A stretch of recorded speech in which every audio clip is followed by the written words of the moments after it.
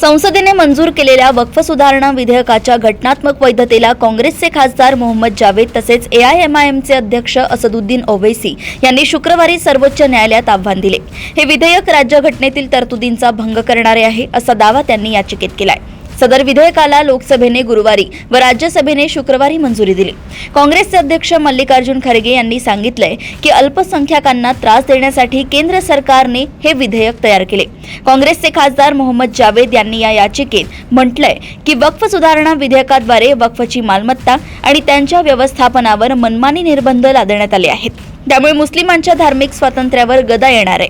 हिंदू, जैन आणि शीख धर्माच्या मंडळांना कोणतीही व्यक्ती पैसे देऊ शकते, मात्र वक्फमध्ये तुम्ही बदल केलाय। हे कलम 15 आणि 21 चे उल्लंघन आहे असं असदुद्दीन ओवैसी म्हणाले आहेत।